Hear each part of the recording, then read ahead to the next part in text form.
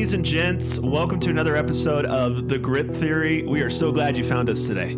This is John Mayo with Aaron Robinson, and we are thrilled that you are joining us as we explore how challenge and adversity can be changed into opportunity. And don't forget, if you like what you hear today, please subscribe, share with your friends, and we love your comments.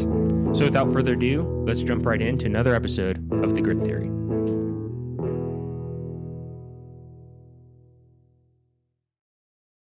All right, well, hello, everyone. I am John Mayo, joined with Aaron Robinson. As always. As always. As me. As you. I'm playing me today. I'm glad. And today we have the opportunity to be joined with two mighty adventurers, Billy and Sara Walker. How are you guys doing? Great. Doing good, thanks. Happy to be here. Thank you, Sara, for filling some of the science that Billy left you there. That was Sara, you will be carrying this discussion. We work together as a team. We try to. So there's a few fun things about this. One, I adore both of you. So the other fun thing is you guys are testing our systems for a 4-person recording. So thank you for that opportunity. You're welcome. Yes. I love it. It was an extra 15 minutes of finagling the mics this morning, but it was like, that's not a complaint. It was actually really interesting. I didn't know how many ways I could configure these things to get this set up. Yeah, it's an awesome setup. Thank I feel like there's just arms coming out of the table. Thank you. I needed the fluffing, so I appreciate it. But yeah, one of the things that's really exciting about this to me is you're both phenomenal and incredible people for numerous reasons that I hope to flesh out so that I'm not the only one who's saying that and thinking it, but that people can kind of see why. And I'm also saying that to embarrass you both, and it seems to be working by the shades of your faces. So, yes. This works. This works. This is going to be a good conversation with Billy. He's nervous. I can tell he's really hitting the one-worders. So Yes. Well, once he starts rubbing his beard, we'll know something profound. That's when the words come That's out. right. Give the tell. Yeah. No, all the way. Yeah. So you guys, I met Billy several months back and didn't know how crazy you guys were until I found out. Like you showed, like you guys have been on tour for your own adventure, right? I've gone to lots of different locations. We're going to get out in a minute. But when I found you, you were like, when we met, this was like one of the stops. Like you came to the ranch here, and you had a different vehicle than that you're like traveling and sleeping in. I'm like, who are these people? Yeah, this homeless couple with a 140-pound dog. Yeah, Yes. The first time I did meet you, I was climbing out of the truck because we were living in the back of our truck. Yeah. Oh yeah, the truck. And I was the unaware- bed of the truck. I was And unaware you're like, you're what are you doing in Right. there?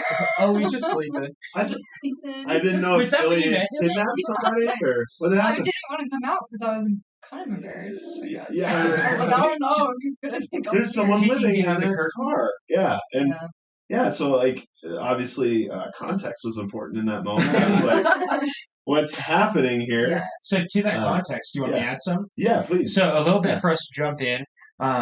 The very condensed version that I hope that you guys will flesh out for us and we can explore a bit is we have two previous officers, active duty officers for the Army in different careers. Billy was an infantry officer, Sara was an artillery officer, and they met somewhere in Hawaii.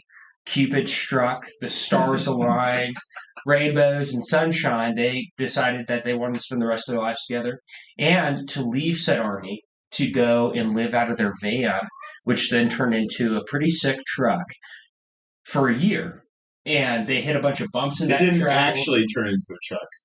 Like vans don't turn into trucks. Like You're correct. they don't grow up and become trucks, John. They traded the van for a truck. Okay. There's somebody out there listening that was exactly in that headspace. I'm sure of it. That trade actually cost me money because I lost keys in the transaction, so that was fun.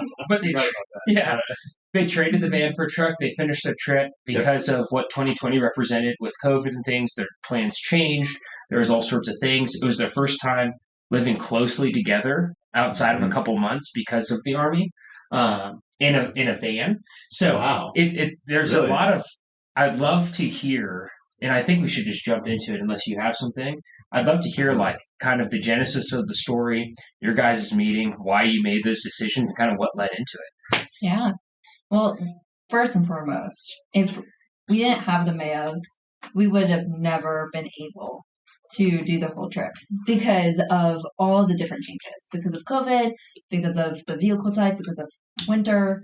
So, Because honestly, when did you make the decision? Like, was it just prior to do this trip? Yeah. to do this trip when About we first like when we years first ago. met. I mean, when we like, were wanted to do dating, this. maybe not even dating, we talked about like this is you see all the cool people, like they travel and this is all they do. Yeah. They do cool stuff. Like we knew we liked to rock climb. We knew we liked to hike. We knew we liked to ski. We knew we liked to like do all these stuff and travel and see the world and stuff. And we'd both already been traveled pretty like well already. Like she like before we started the podcast, we were talking. She lived in Portugal. Like I had traveled a ton. She had traveled a ton, and we want to just continue that before the next stage of I guess of life, which is kids. So I you're just kind of wanted to be a stationed. hippie, to be honest. Yeah. And yeah. I wanted 1 year of just hippiness. Yeah, yeah. And the After military the also. military. The military also kind of That would be the opposite of what you came from, right? Yeah, the Very- military also warps your mind a little bit in terms of like this is the way and that's how you do things. Whereas like, you look at a lot of things like social media has an influence a little bit, but you see like, hey, we like to do these things. Like, why not? Let's go. Let's just commit and do it. And then but we knew that, but when we were dating, before we were married or anything. So Mhm. I had kind of thought about this trip, about doing it on a sailboat prior to ever knowing Sarah, but she gets seasick, so now we drive everywhere. Adaption. Yeah, I still Right, get yeah. sick. she even gets car sick. So it's but that was like it's always been in the back of the head, like, hey, let's take this massive sabbatical to knock out all our bucket list stuff, and then before the next phase of life, I guess. So So real quick, so I can understand the timeline, because I actually don't know precisely. So your guys' trip ended roughly a month ago, yeah, About right? that, yeah. And it lasted about a year. Yep. Mhm. And then can we start it when you guys met? Like it can be high level, whatever makes sense. But you guys met, whatever. I think there's a bit of humor there, and then it goes to like, hey, I think we like each other enough to like get married, and then let's start that essentially with leaving our careers to become hippies, yeah. right? Well, so when we started dating, it was in Hawaii. So Was that 2 years ago? no, that was 4 years ago. 2016. That was So around 5 years ago. We're all getting old. So yeah, so Over 5 years. when we met, we were in Hawaii and we met during a field exercise actually, and I got a phone number from another girl in my unit, and she was like, if you need anybody, since you're only going to be with men for the next month, call this guy. And I was like, okay, cool, thanks. So I put the number in my phone, and I briefed about like 50 guys saying like, hey, I'm your new fire support officer. If you guys need anything, I'm here. I'll be working with you guys. And then afterwards, I was like, hey, all the LTs, can you guys come over here so I can get your numbers to contact you? And Billy put his number on my phone, and he was like, you already have my number. And I was like, awkward, And so I was like, oh God. He's like, do you know me? I'm like, who are you? He's like, I'm Billy Walker. I was like, well, Colleen just gave me your number. So that's how it kind of sparked. And then he saw me eating pizza and taking off all the cheese. And then that's how he fell in love with me. Yeah, just ruining a good pizza. You like Yeah. watching atrocities. I Just see. like actually like just destroying something perfect. Yeah. Yeah, it's like wow. But actually, Amazing. for the next couple of weeks after that exercise, he actually played really hard to get. And I was like, what the heck? Like, Is he playing? I don't That know. was so cool, dude. So yeah, no, I she was like, oh, I'm going to this party or this bar or something. You want to come? I was like, I gotta sleep. I gotta go to bed because I gotta fish early tomorrow morning. I was like, okay. Stupid thing. I was fishing the next morning, but it was not necessary for me to like go to bed early. Yeah. So finally, I got him, and we went to one of our first dates was Chinaman's hat, and that's why I got the tattoo. And so I have a tattoo of Chinaman's hat. What But is that? it's Just a island off of. It's an island off of Oahu is an island Okay. in Hawaii, and Okay. it's an island off of Hawaii, and it's just like this this like really cool. It looks literally like a Chinaman's hat. Like if you were like, it's kind of flat around the edges, and it just pokes up. Okay. And there's a cool height to the top, and I took her there on this hike, and we hammocked for a while and chilled. And You had to paddleboard there. you got a wow. paddleboard Yeah, over there. Yeah, swim against But against the You ocean. guys are already adventuring together. Yeah, so in that's short. when our first date, I was like, okay, this is cool. Like we're thinking the same way. This is kind of what I like to do. And he was just like, I gotta take you to all my favorite spots on the island. And I thought that was so sick. So like as we kept on, exploring together, I was like, wow, I really like him. And 2 weeks in, I was like walking on the beach with my friend Liz, and I was like, I think I'm gonna marry this guy. And she's not even saying she was dating somebody when we first met. I hope he's not listening. Well, you hadn't done anything. No, actually, Billy would not kiss me. Billy would not hold my hand. True gentleman. He I like really that. was just my friend until I broke up with him. But, which is a testament to both of you. But real quick, because this is hilarious. I'm just curious. At 2 weeks in, when you're on the beach and you're like, I think I want to marry this man, this Billy, this stallion, this man. Yeah, this man. Billy, were you thinking, I think I want to marry Sarah at that point? Oh God, probably not. No, I definitely I wasn't thinking married. Like I just was like, well, because at that point I think I knew like she had a boyfriend, so it was like, well, I really hope she breaks up with this guy. Like that's what I was thinking more than What a chick thing, right? Like just jump into marriage. Like maybe we should date first. Maybe I should meet my boyfriend. Well, yeah, and Billy, you didn't challenge this guy to like. Well, he wasn't in the same location. Oh, okay. No. Anyway, can we get off this subject? Let's push through. So the bottom line though is 2 weeks in, you're like really liking what's going on. You guys decide to break paths with other people in your life so that there's the opening for each other, and then what? Yeah, so then we really just started adventure. Like our love language is adventure. Yeah. Like that is what we like to do. We like to, we don't buy gifts for each other. We experience things together. Experience. No, we go on trips, like massive just experiences. Right. So, like for example, we were dating our first big trip where it was like, yep, no, she's the one. We went to New Zealand and we backpacked for 15 days. Jeez. And all we did was like, there was no Airbnbs reserved, there's no hotels. We went to New Zealand, the South Island, and we just backpacked. I got like this SUV, and like if we had to like sleep inside at one point, we slept in the SUV. Otherwise, we had a tent and we hiked and we were in the mountains, and like that's what we did. That seems kind of reckless, doesn't it? I mean, like, not in the sense of like. I mean, that'd be negative. It's like that's kind of crazy, right? Like, who does that? Yeah. 15 days, we're just gonna show up. We and figure planned it out. a lot. Like we planned, we knew exactly where we were going to be, and like what hikes we were doing, and like what like. Yeah. I came home one night and Sarah was like, "Hey, like I booked 4 bungee jumps." She goes, "Hey, do you want to go bungee jumping?" I think in a text, I was like, "Yeah." She goes, "Okay, cool."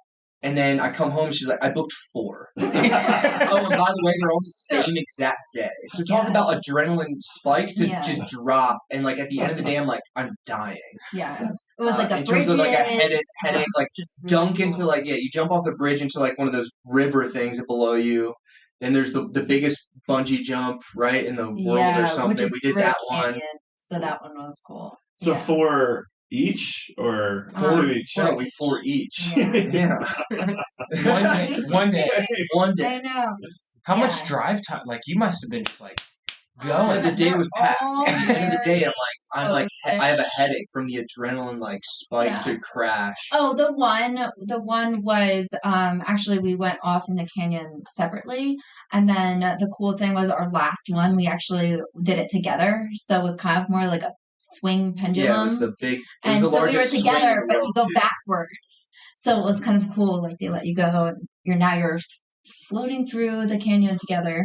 Well, and we should mention your backdrop. You have jumped out of planes before. Yes.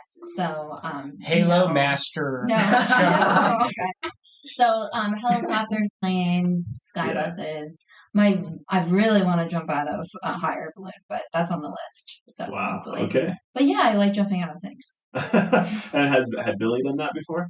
I have, yeah. Okay, all right. I don't have 700 jumps like she does, Right. but no, I have jumped quite a bit as well. All right. Yeah. Nice. He's But- only a master, not a Halo master. No, Yeah. Sarah's on a different one. Dive. Thank Yeah. anyone I've actually ever met. So. Oh, there's so many cooler people than me. Trust me. It should, this is a fun point for me to keep poking at because we joke about this all the time. I always call it, she's like a Halo master space diver. And she's like, none of those things are real combined like that. And I'm none of those either. John, shut up. yeah, I'm like, that's not me. He's adding adjectives to the title. Yeah. Yeah. But I just love adrenaline, to be honest. It's always been like my anti-drug. Yeah. It makes me better. I get out, and that's why right now, because I got hip surgery a year ago. So now I just do bike riding, I think is like my go-to of adrenaline. But yeah, if I can find something. What else is a adrenaline thing that I like to do? Well, you're friends with the Mayos. Yeah. There's that. So here you guys are. Your relationship's growing. You're doing 4 bungee jumps, like epic bungee jumps, world record bungee jumps in one day. You're okay. I think we want to make this thing work. You guys happen to get married. At what point did you start planning? I know we're both in the Army. We're being separated by the Army, but we want to get out and we want to do this trip. And what was the trip supposed to be? Well, so if I can back up a little bit, Yeah. we did end up moving in together in Hawaii. So we did live together for 9 months Oh, in cool. Hawaii. And when we did, it was in like the coolest part of the island. So it was actually like a 45-minute to an hour drive to work, but we wanted to live down there just because we wanted to be in luxury and, live by like the whitest sand beach and the bluest water together. So it was kind of like a honeymoon before we even got married. Yeah. So I don't know. And it was just like a perfect location. We were so, and we loved it. I think just everything was just magical. So that kind of, escalated us, to get married, I think, right? I mean, I think we the both air knew. conditioning. Yeah, we both knew we were gonna like. I think we both once we started dating, it was like, okay, yep, this is it.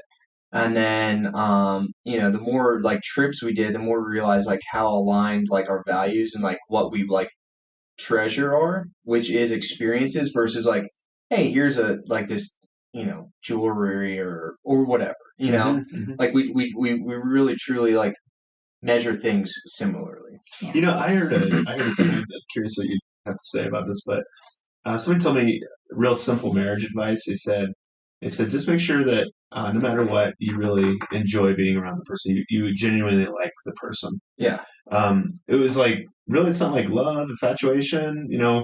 They said no, just like if you like hanging out with them, like they're a friend to you.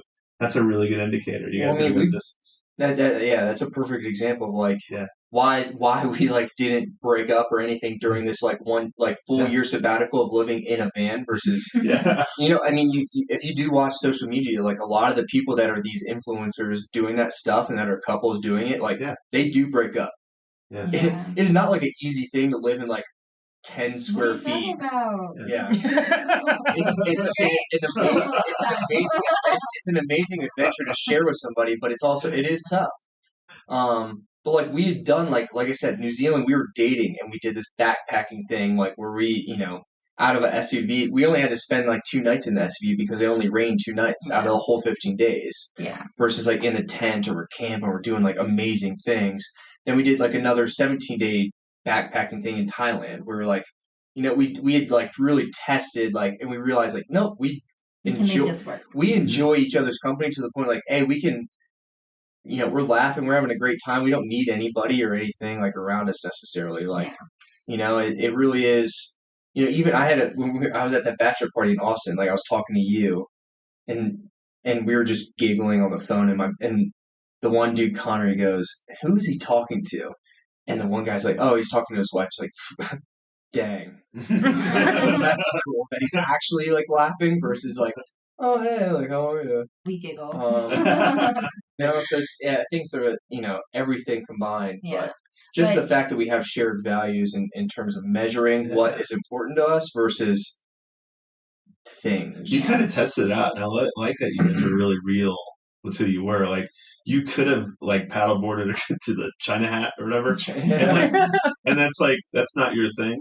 You're just like, Yeah. I just want this girl to like me, Yeah, yeah. and it's not a good fit. You know it, but you guys are actually being genuine, authentic with each other. You Yeah, guys there's have no. I don't think there's any faking. If like we don't like something, it's visible. It is Right. visible. So like it's very like yeah. this sucks. And what I'm we've done. realized Like, is the van, and That's I true. think it's just been Yeah. with the experiences that we've had together, we have to be honest with each other because you're doing these like, crazy things. You're with each other all the time. I was actually Right. thinking today, like, it's so crazy. I haven't seen Billy this week because of working, Mhm. an actual job where I'm like, wow, I miss him. Like, we haven't seen each other. I haven't like spent every single day together, Second, yeah. second together.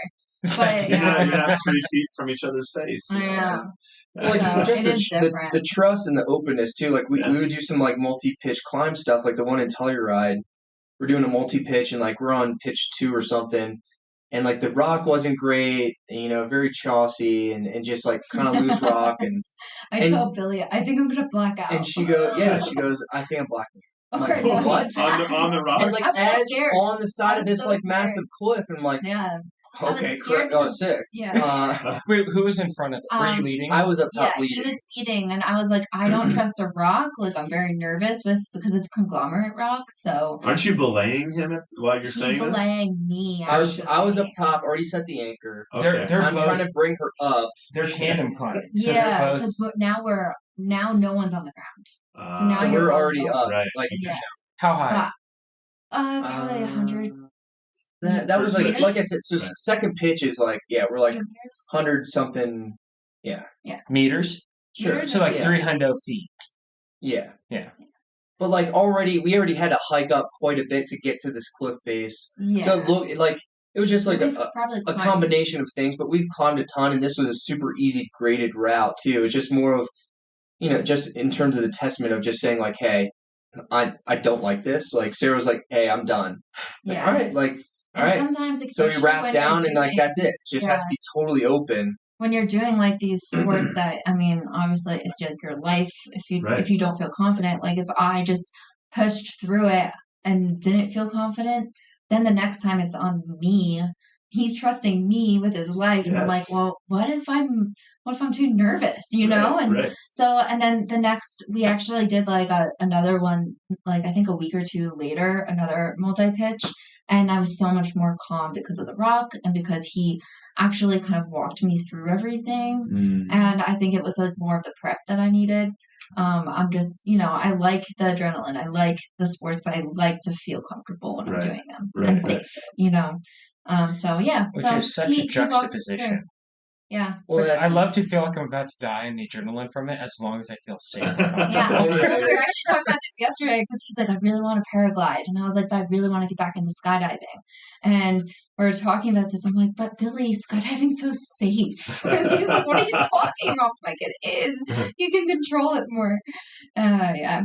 Anyway. It's all comparative. It's all relative. Yeah, relative. But You also I wanted- in your own head you also make things safer than like in your head, and you just like argue the fact like, no, this is really safe. Yeah. Like, no, I have complete control. Like, no, you don't. I did my safety checks. We're good. Yeah, I packed yeah. my own chute. This We're good. knot is pretty tight. Yeah. It is funny. So they took we all went as like a double family date to Red Rock. Red Rock. Thank you, to Yeah. go climbing. We'd take the boys climbing, and at one point I think I maybe went 15, 20 feet, maybe 30 if I'm being ambitious. I think it was 15, 20. And I'm you went up like half the route. Like you were good. okay, yeah. Regardless, I was a loser because I was up there and I was sweating and pale. Like I like being on the ground. There's a reason. Yes. Like I like my life grounded on earth. Like I'll do a lot of things if my feet are on the ground. Uh-huh. Terrified of heights. That being said, I'll still do it because I also like to push myself out of Yeah. comfort and like, hey, I'm miserable here. Let's do this. But I'm sitting up there. I get back down, like, oh, okay, I got to the point I said it would. We're good. I get back down. One of the kids gets stuck like 10, 15 feet up. Sarah just runs up, hit nothing. She's just like essentially naked and rock climbing. Nothing. She's soloed up there to get the kid. Like, She just walks up the rock that I just was like petrified climbing. And like grabs the child and grabs his rope and rappels down with him. I'm like, well, I clearly need to do this more to get over some of my not enjoying being off the ground. Yeah, yeah. But that was cool. Yeah, So there's something about when somebody has walked the path in front of you, they're more familiar. Yeah. And, you don't have to be intimidated by that. I think it's more just like you feel comfort in it. It's like, oh, and, good, I'm around people who really know what they're doing. and to your And point, it's not It's there. that, but like those weekends are like those are the best weekends. oh, it's No fun. matter like, hey, we didn't do anything tough necessarily, but like it was just a fun. Everyone had a crazy experience, right? Yeah. We had a great one of like bringing somebody who's never been. So for us, we're watching the joy on the kid's face. This is the That's first time for awesome. me. You know what I mean? Yeah. Yeah. And then you guys are all having a good time. The boys are like the weekend was fun because of this different experience. Yeah. It Yeah. doesn't have to be crazy. Like it's just And the a Mayo cool new boys experience. are now like our nephews. Like we Yeah. love them. Yeah. So like seeing them do the rocks, like the rock climbing, we left that day and we're like, we want kids now. Like we're like, oh god, like that's gonna be so much fun. We're talking about like, oh my god, let's take them next Wow. weekend. Like we want to do it again with the kids. We'd So love to. I don't know. We love. And what's another that thing that's stuff. cool is like Nathaniel surprised everybody. Yeah, he killed He it. he went up straight, didn't have any fear of the heights, like nothing. He just crushed And like it. that's what's another cool thing. It's like people will surprise you when you put them in a situation it's uncomfortable, and she's like, nope, they're they're good. I don't know, it's cool. And he's So- like, how old is he? He's 4. So one thing 4. that's really interesting, because we've had quite a few friends who listen to this and people who know us who've stayed with us for a few hours or night. You guys have stayed with us for days. And Days. and Correct. your takeaway from staying with us is like, oh, we want kids.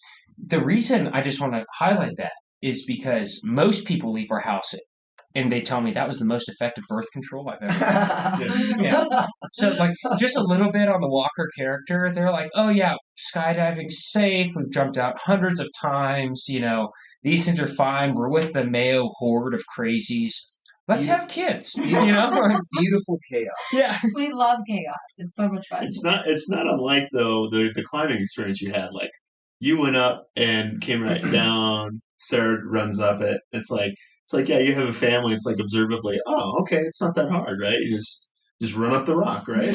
Basically. But it's cool that we have friends that challenge us in those and coax us. Yeah. Because otherwise I think we'd be petrified always. Like the anonymity of it all, or the ambiguity of it all is like, oh, this is impossible. It's like, oh, it's impossible if you don't have people who have done it around you.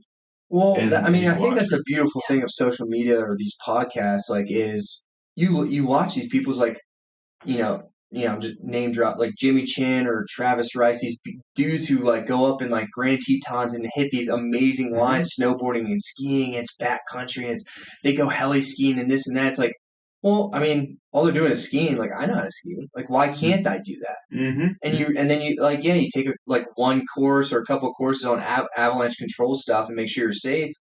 But like, there's no reason why you can't like. You watch these dudes on TV. It's like, why do they get all the fun? No, like we can do this, and we did. Like we've hit some amazing like things and done some awesome experiences that, like you don't have to necessarily surround yourself with people. You get inspired by other people, Yes. and then you realize like they're a human being just like we are. Yeah. Like they have no extra like. And that's what Billy Any extra muscle or anything that I don't have. Like, Right. why can't I do this? It's a great And you point. realize, like, it's very easy. Like, we were talking about this earlier, John. Like, YouTube is the internet and social media, like, is such an easy knowledge tool now I to, was like, make just sure gonna that say. you are Yeah. going to, like, be safe about whatever you're going to do. But, like, the knowledge you can gain and, like, have as a base to do some of this extreme stuff and push the limits now is incredible. Well, So Billy, there's no you're- reason that only some of these pros get to do this stuff. We, like regular people, drive to the spot, like realize that, oh, yep, this is a trailhead or this is the mountain. Like we climb up, we ski down, like in those sweet, like, Red Bull commercial things. And you have this amazing powder. And it's like, yeah, like we're regular people. Anybody can do it if they want to. Mhm. You just decide you want to, and then you do it. And then that's it. Well, so I was gonna say, so like Billy, when we started kind of dating and like going to places, I was always like, wait, so we're gonna go rock climbing just by ourselves? Because Mhm. Billy got me into rock climbing. I didn't rock climb before, Mhm. and like I knew what to do because of classes beforehand. But he was like, yeah, I'll just look at YouTube and research it and make sure it's good. And then I was like, oh, okay. And so he was like, I did it in in college, so it shouldn't be too hard to learn again, you know? And so like our whole relationship, he's just been like looking at YouTube and being like, yep, we can make this happen. Which brings me to the van. Like we gutted out our van. We bought a van for $5,000 and we gutted it all up. And I was like, how are we going to build this? Like, how are we going to do this van? And he was like, YouTube. And that's how we did it That's all. what you did. Like Yeah.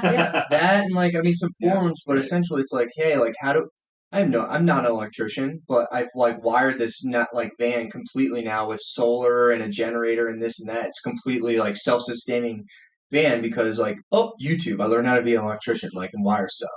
And then like same thing with insulation, you build stuff and it's like very the knowledge base that the internet and social media has now is you can do almost anything you want to as long as you like commit and be like, nope, like I got this, and then you do it. Yeah. There's definitely trial and error, like with anything. So Like there's definitely some times like I put up some boards or whatever and it's just like, all right, well, strip that off, like let's restart. But it is just a, just if you commit, you just that's how easy it is. That and tenacity, right? Keep going at it. I remember when you're cutting the sink out, how much cutting that sink out frustrated you because he made this live edge counter in the van, a live edge slab of wood, and he cut the sink out and he was cursing and not happy, and I would have been cursing and not happy as well in the situation. It was a rough thing, and then he got it. He's like, oh, that was easy. I wish I knew that from the start, and it looked great.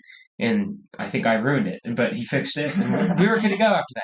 So what's really fun though, and this has kind of been a really great intro up to it. It's perfect. I love the adventure of these conversations, But to give context, because we're naturally transitioning into this van you guys are building. And so you guys met, you're both in the Army, you both decide we want to live our lives together and figure things out from there. So you ultimately decide to leave the Army, and part of that is we want to spend a year together doing this adventure, right? Yeah. And so you buy this van for $5,000, and you're like, YouTube's going to teach us the way to build a home. And we're going to live in said home for a year. And if I recall correctly, and I'm at the details, so you guys exit the Army, and you come out here, we high five. I think we took a few things into storage for y'all. And you're like, all right, we're off. See you guys eventually. And you guys go off. And the entire intent of the journey, this year-long sabbatical together as a couple originally, was to go up to Alaska somewhere. Yep. And then down to Patagonia, correct, South America, Argentina, Chile, yeah, all the way south, and then back up and ping around a bit, and come back. After Argentina, Chile, it was kind of like all right, either we either sell the van or run it off a cliff and fly back. After that, there was not like a whole thought process. It was just like that was the plan. Get there and figure it out. Yep. Yeah, that was the plan. We didn't have a plan. But yeah, so once we got down there, we were like, okay, well, life happens. We might have to kind of see how we, adjust. And so we ended up going down. We ended up heading towards Alaska. We ended up going to Montana, and we were at the border, and we were at the border control, and they literally said, well, in order to enter Canada, you need work orders for Alaska. And we're like, well, we don't have work orders. Why are they because doing? of COVID. Because of COVID. Yeah. And so then we got... story, COVID changed everything. Yeah, yes. So we got turned around. We actually were working at Amazon before that, and our boss was like, hey, if you guys want to, like cancel your trip or postpone your trip, stay working, because I think your trip's going to be canceled completely. And we're like, no, we're going. So, can I add something to that real quick? Because I remember Billy and I jumped on a phone call about the time you guys were up at the border, figuring out the next steps. We had a few conversations around the figuring out next steps up at the border. And it was so interesting because I was like, our conversation, quitting was never an option. So I didn't know that you had this carrot being dangled of hey, here's this phenomenal job. Tighten it. Here's this phenomenal job, right? Of that you could just postpone your trip, come back to normal, abandon the dream, and do this thing. And so you guys are up there trying to get north. You probe the border multiple times, if I remember correctly. And you have someone offering you jobs in the background, yeah, go ahead, postpone it, come work for us at Amazon. And you guys so this international trip, you're probing the border to get out.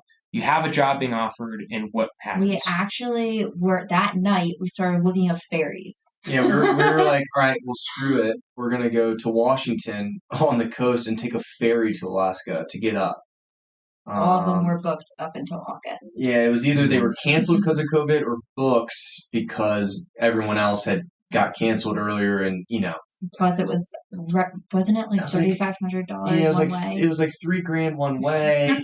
Wow. The dog couldn't had to stay in the In the van crate. for the whole time. It was like a Yeah. whole deal. So we were like, you know what? So adapt, change, whatever to make the trip worth it because we're not going to stop. Like you said, we're like, well, I mean, I'm not going to go back to work. Like this is our time to. This is the trip. Yep. So we actually spent 4 weeks in Washington. We drove through Idaho and had a great time on some of the lakes here and mountain bike.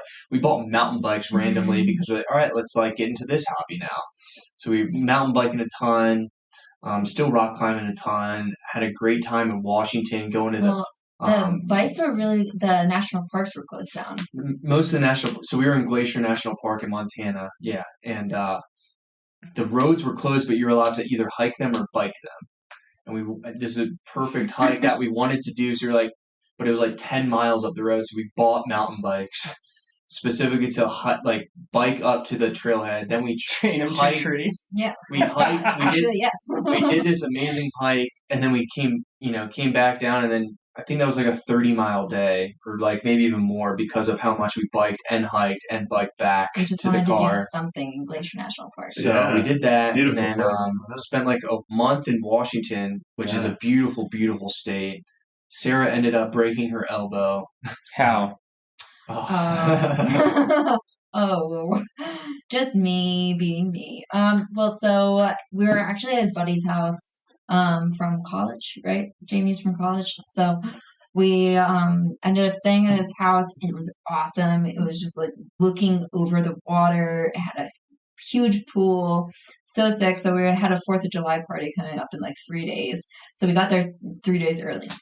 And then we're like, you know what? Let's go play tennis. So we rode our bikes, and then they skateboarded to go play tennis. So we played tennis for Really like an quick, hour. just to add, we did not have a whole lot of things in the van because there was no space, but we brought tennis rackets for some reason. We're like, we're gonna play tennis. We'll play We tennis. did. I think that was the only time we played tennis in the entire 1 year of the trip. No, it was another time too, right? In 2 Idaho? times. One for I 6 think months. in Idaho, we saw tennis courts and we stopped and we're like, let's play tennis. Yeah. We have rackets. But yeah, so we played tennis, and then we afterwards they're like, let's go around the zoo. Like, we'll take you guys. And then the girl was Jamie's girlfriend, now fiance, was on her skateboard. She's like, why don't you? Do you want to try out my skateboard? It's really awesome. And I was like, hey, cool. You have my bike. And then she's like, okay, the next hill is pretty steep, so I usually bail, but I think you'll be okay. I was like, okay. Nice. And Your then- first one. We go down the hill. Like, literally, I've been on the skateboard for like not even a minute. And then Billy goes down. I'm like, all right, Billy's going down. I'm going down. So then I was going down. Billy That's a bailed, dangerous assumption. but my skateboard is wobbling. I don't know if you guys ever been on a wobbling skateboard, Yeah. but there's like no good way out of this. No. So I was like, crap. Billy just bailed. I'm gonna bail. So then Did I you bail bailed. too? So, oh no, Really it was down way before too me. steep. It's not No, it wasn't. It wasn't. A It's hill. not like it a was like a mountain. it was way too steep. So then I bailed, but when I bailed, I was going so fast that I went like 1 foot, 2 foot, 3 foot, and then Roll. rolled. Yeah. And I put my elbow to protect my head. So Ooh. I actually probably saved my own life, but broke my elbow. Oh, Yeah. wow. And so Billy thought I hit my head, so he comes running towards me. It was that, and then I she's didn't she's even like 6 know. months out of hip surgery. So I Yeah. thought her hip is destroyed. Yeah. Here. So the whole thing was just like a. Not fun. yeah, yeah. my Do we weenus get to is see gone. scars? Oh, Yeah. jeez, they took it out. We need to And add- So then We need to add so videos. to we the pick show. her up. We pick her Yeah. up. We put her on the bike. We're about a mile away from our buddy's place. She just gets on the bike and doesn't say anything. Oh She just no. pedals home all right. Nobody even knew. Like, I was Adrenaline bleeding. adrenaline is kicking in, just get home. She gets home, essentially passes out from the pain, and take her shirt off to look at the thing, and her bone is just exposed. It's disgusting. Yeah. Yeah. But then. So anyways, rock climbing was not an option for about 8 weeks. Yeah. But we ended up, taking that time to just hang out. That was it. Hiked a lot. Yeah, hiked a lot. And then so then we went down the whole coast after that, from Washington through Oregon. Came in like inland a little Did bit a lot for of certain wineries. things. A lot of Drank a lot. wineries, yeah. Lots of grape juice. Good grape juice. And then the Good. next time we rock climbed was actually in Wine. Yosemite Valley, like right next to El Cap. It was like a super cool climb. It's beautiful like, down there. beautiful. Yeah, it was amazing. And then So went pretty. down from there. We went down to San Diego, and we were trying to surf. And another like just hiccup point was we were going to go into Baja and surf on the beach down there, but it was if we drove through to Mexico, fine because of COVID. Mhm. If we drove back to the U.S., we would have to quarantine at a hotel at our own expense, and the dog would have to be kenneled somewhere else. Oh, wow. Driving is different than flying. So we could Mhm. not. With We the border. obviously we just didn't. So like that night in San Diego, we like left at like 8:30 p.m. and we're like, "Where's the next like cool thing?" It's only desert in California, like that far south. Like Joshua Tree's really cool, but it's 117 degrees at that time we were at, like Yeah. during that month. So it was like, well, that's not fun for anybody. So just all night we just drove to the Grand Canyon. And so we got there right at sunrise, like at like 5:30 a.m. The hottest part, actually, during the day, In the your hottest part was 117 degrees. in your guys' home, It's Or still this van van with no has AC. no AC. Noisy. Correct. So you're in And a we had metal- a dog. You're in a metal box, and just a quick note on the dog is this isn't like your Chihuahua or your Poodle or your Lab. This is a South African Borbell, which Oh, is yeah. a 140-pound Mastiff. Yeah. Yeah, So Sick. So he it wasn't was having hot. fun. During that time, like we would literally like we'd pick and choose like our activities. If we weren't like surfing on the beach with the breeze and the water and stuff. So like if we wanted to rock climb, we'd like get up and like rock climb from like 6 a.m. like to 8 a.m. or something, and then it was too hot. Or we'd have to wait till sunset, like at 5 p.m. and then climb until it was night. So it was just pick and choose, and at that point, like nope, like this isn't. We're missing like most of the day because it's just too hot. So we How just many, left. how many months in the journey are you at this point? This is August, so 4 I don't know, months in. 4 months. five Yeah. months, yeah. So we're still learning, and that's- California is different because all the BLM Oh, yeah. land, so all that free land was closed, due to. No political. They're John with the California. I know. I'm from California, Yeah. so I'm from California and won't return. And I'll leave it at that. Yep. It's That's- beautiful. So there's That's it. there's Yeah. a lot of just constraints. That's We're like, okay, well, There's also COVID Yeah. combined with everything. So Like You're the start of having- COVID too. The ratio is pretty high, though. I mean, like as far as how many stops you're having per month. Let's say, yeah. you had hip surgery. I hear, right? The elbow thing. Well, hip surgery was Proceed. was prior to the Yeah. trip. the elbow was the only injury during the trip. Injury. But then you had the COVID, the border. You're having so it changes everything Oh, yeah. on both sides, north and south. Yeah. North and south. And so many people just were just kept looking at adjusting. our Instagram and being like, life is peachy keen, right? And we're like, there's actually, like, Instagram's not reality. It's- Wait, Yeah. We're just smiling between selves, Yeah. right? Yeah. But what I mean, most people they'll create some kind of goal like this, and like that goal becomes like the god, right? Yeah. It's not fun.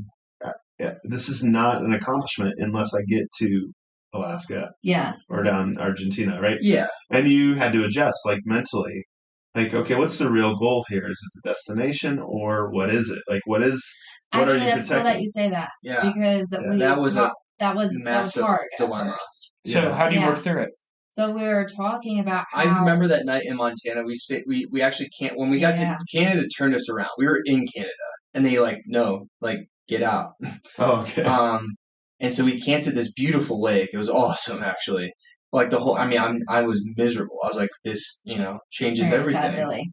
'Cause, like the whole night, I'm researching ferries and this and that out of Washington, and it. I mean, it really. You think of something so long in advance in your head. Mm. Because I mean, even before I met Sarah, I thought I was like, at that point, I'm going to sail to Alaska, Yeah. type thing. So it's been a decade in the making of like thinking of what this trip is maybe going to be. Maybe not as soon as I thought, but at some point I was going to do this trip. Right.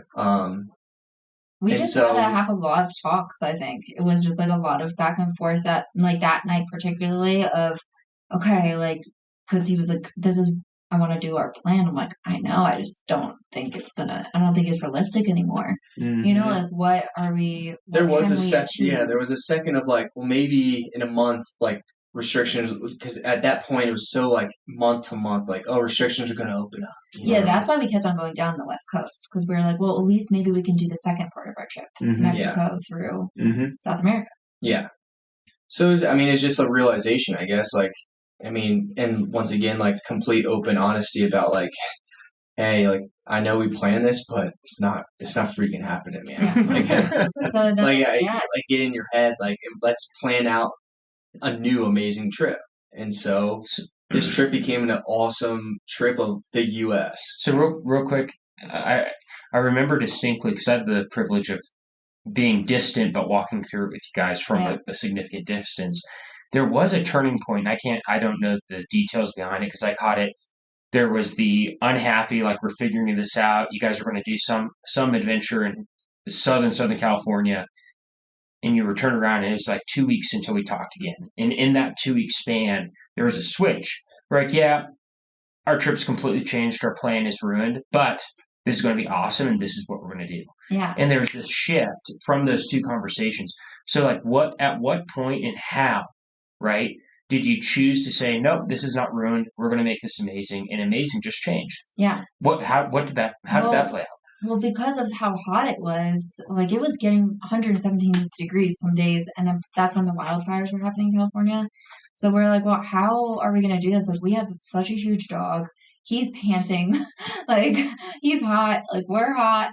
And then we're like, well, if we are not going to Mexico, how are we going to do it in the winter? Like, what are we going to do? So I actually explored a couple of options. We're like, well, we can sell the van and get a camper that has a heating system, or we can renovate the van to have a proper heating system, or we say screw it to the van camper life and we go somewhere awesome and live in Costa Rica for like a couple months. But what do we do with the dog?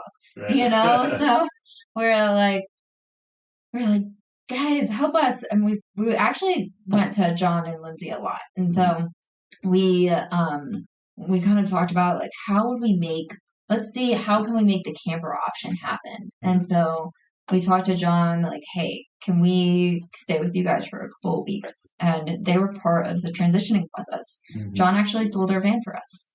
And Lost the keys. So Found if it them wasn't for if you John, later. Yeah. Cool.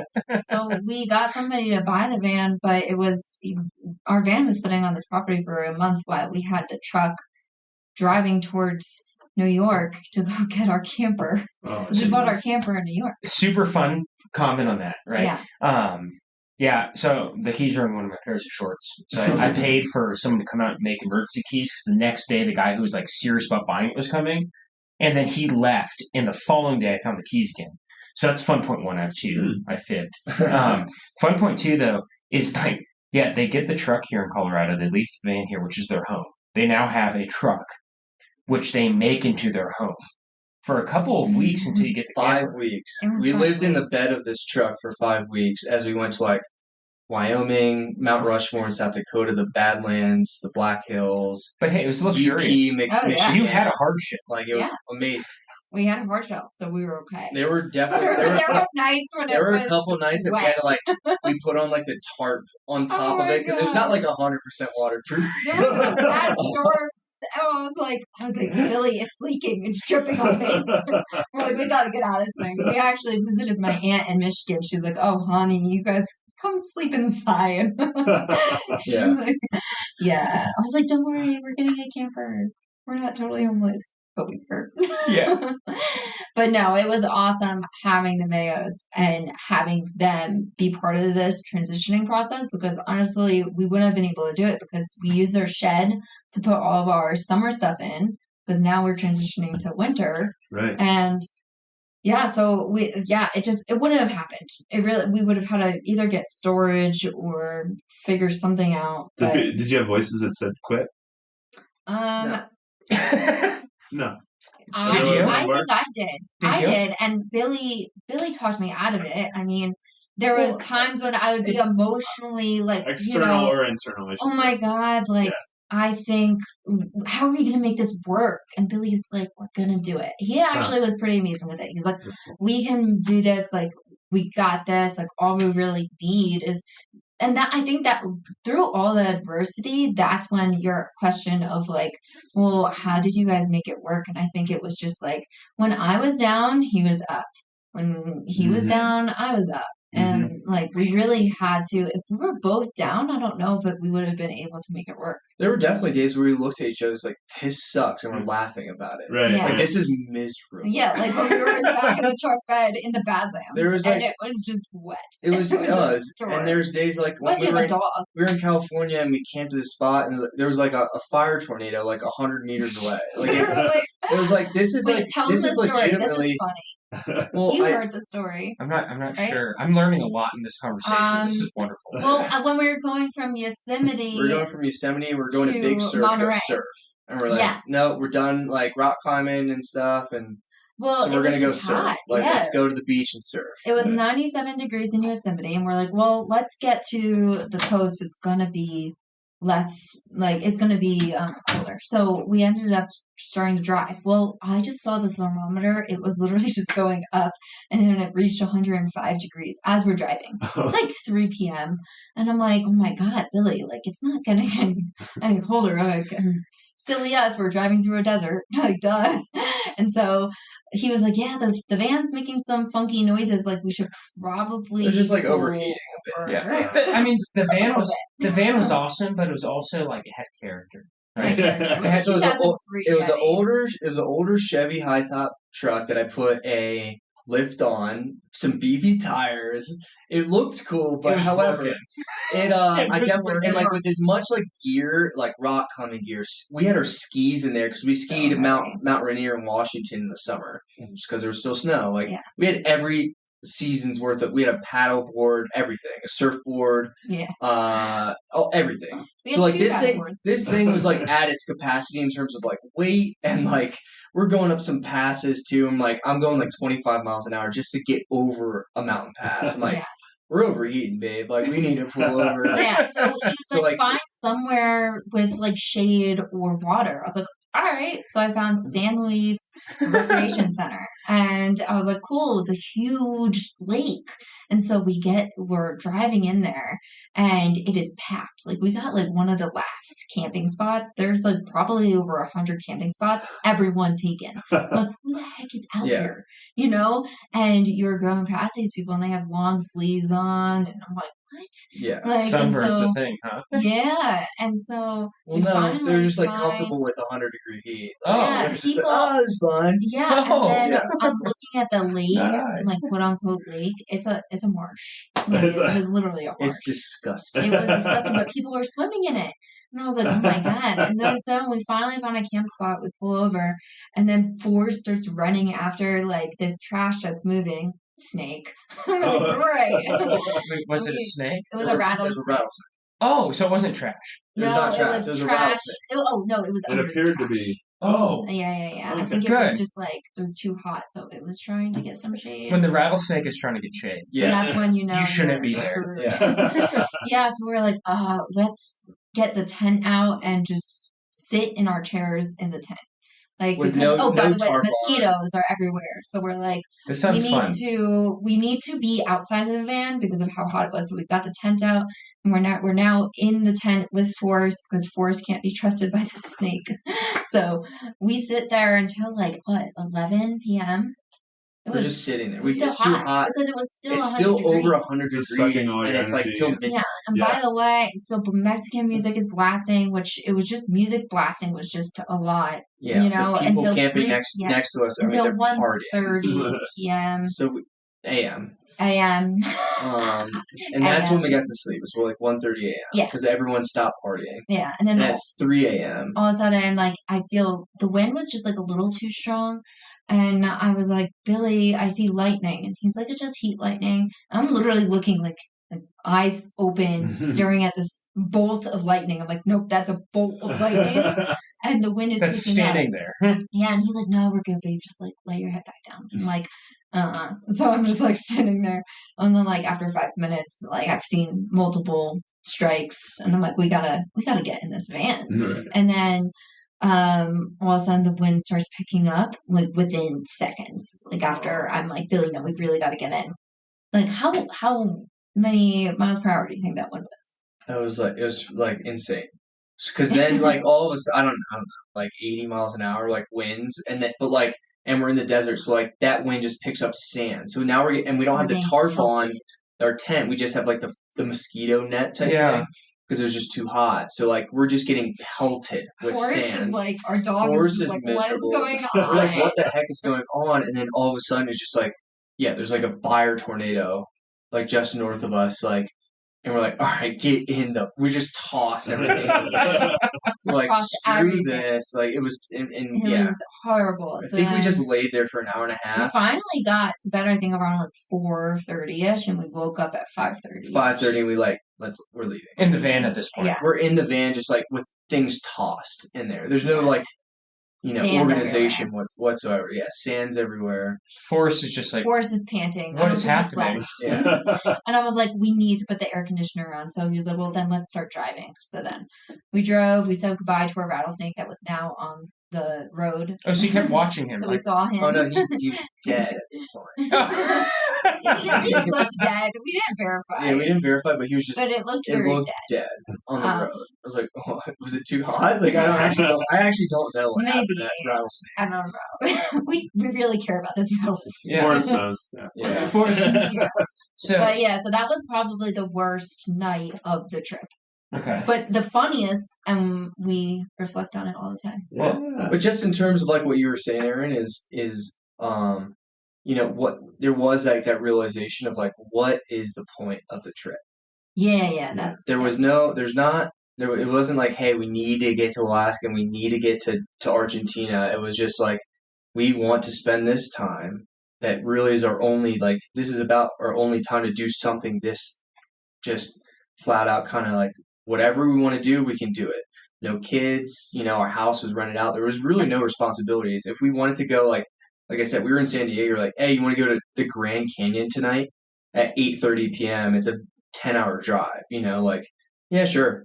Like, that was it. That was in terms of, like, that's the objective. Like, whatever we wanted to do, we did it. Mm-hmm. Yeah. And so, like, yeah, there were restrictions, but there's no point in terms of, like, oh, I guess it's over. Like, that was not, an option. It's just like, all right, what is the next cool thing we want to do?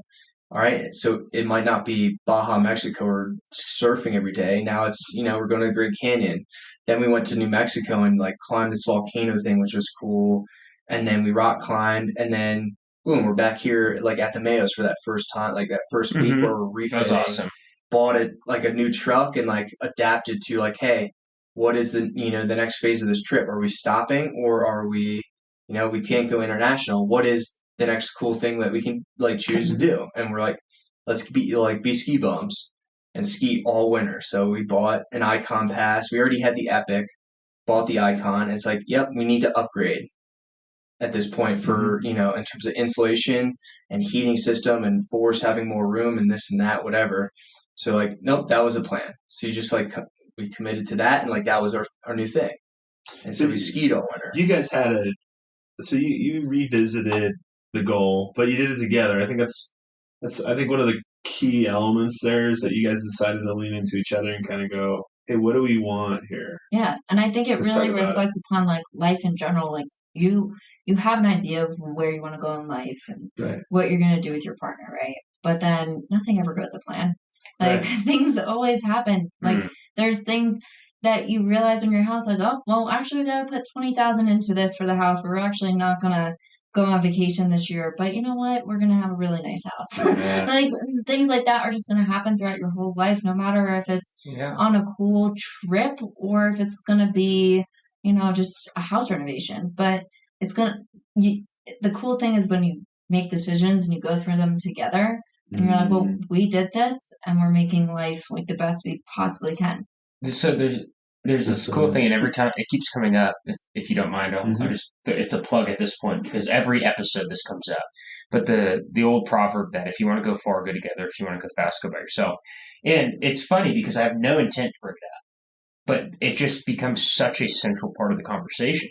It's like each time you guys were looking at the trip failing, the goal failing, right? It was like, well, when I was weak, he was strong. When he was weak, I was strong. And if we were both weak, we laughed, which is such a beautiful thing, right? Like when it's so bad that we're both sucking, let's laugh. Yeah. I love that. What were you going to say, Billy? I forgot. Oh, dang. I like that. That is a cool phrase that you said, and I think a lot of couples will say this is true in a marriage that it could be true of abilities, like he's really good at this, I'm not so good at this. She's really good at this, I'm not so great at this. And like celebrating that in each other, it's like I respect that. I admire that in the other person.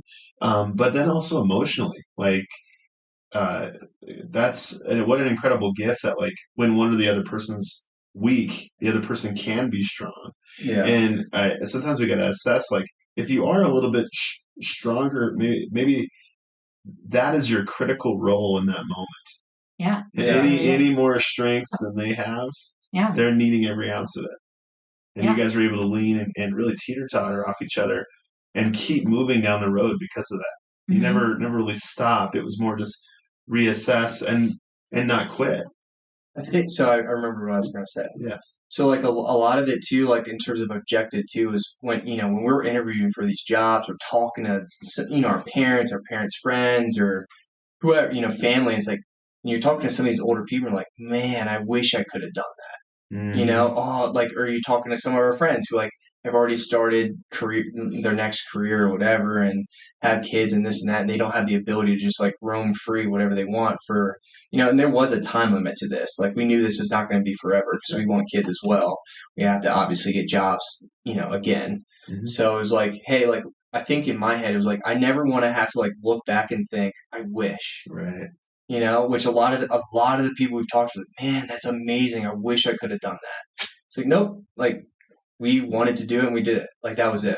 Yep. I never want to like look back and think like, yeah, I wish the plan could have gone as planned, obviously, but like in terms of like, hey, take this insane adventure of just complete and total freedom. Like, nope, we did it. Like that was it. Somebody's listening right now though that has a similar story of when things went the wrong way, but they did it together, and it's a fun story. Yeah.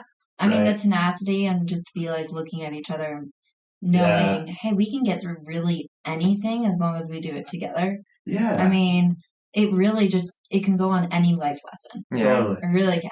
There's also the bummer because there's a lot of people who've hit these adversities and taken the knee. They've quitted. They've lost it. And now they just feel and that's a personal choice. And at this point, they're probably feeling a bit broken, right? Or they feel sad about it, or and I wish, right? Which I wish is a regret in my mind. Yes. And like the thought that just jumped into my mind is when you face those, if you face those I wishes, those regrets, if you draw breath, you have a vote on what your next breath is going to be, your next step. So even if you can't do it like tomorrow, you can still accomplish whatever the I wish was. And maybe there's some circumstances where that is logistically or literally impossible for something or else, but the mindset shift is what I think is important. Well, and there's like obviously every decision like a big one is going to be difficult, but there is like the mental transition of like, nope, I'm going to do this. I wish, and that's all it is, right? Like there was I think I sent it to you. There was a cool quote.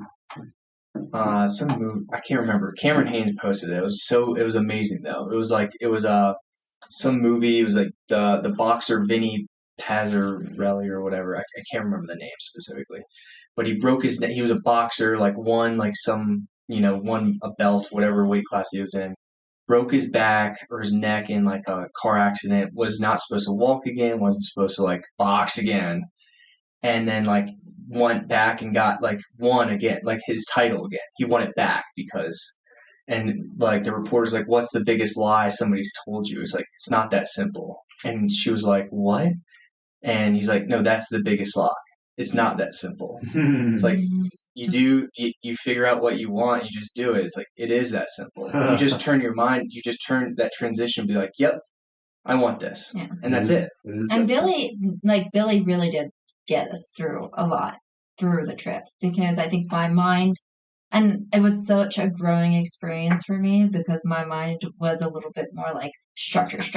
Okay, like we need a plan. And he was like, we don't need a plan. Like let's just take this time for what it is, and we don't need to be like, okay, we've achieved the goal of going down to Patagonia, going up to Alaska, and then now we can actually kind of talk about, like, even just last night on our walk, because we took like a walk at sunset, and we were like, oh, when are we going to do our trip to Patagonia? Like, oh, our friends, the Constantinos, are now moving to Alaska. Let's start planning our Alaska trip. So even though we didn't get there, one day we will.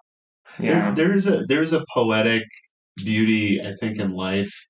When we think of a story as the goal was one thing, and then something happened along the way, and how did you deal with it? Because I think of, like, I love Rocky, like that. What a great story! Like what if the narrative was like, well, the trailer for the movie was like, one man wants to achieve the heavyweight championship, and he did. Yep. And that's it. It's like That's it. that's the end of it. Like, wow, that's cool. I mean, I'm glad he had a goal, and I'm glad he accomplished that goal. But the beauty of the human experience is that you go, I want to do this thing, but it's there's so many unknowns, which is why a lot of people don't even start the journey, because that's kind of common, right? Like, people understand, like, I know at some point I'm going to have to come to the point where I'm going to be faced with quit.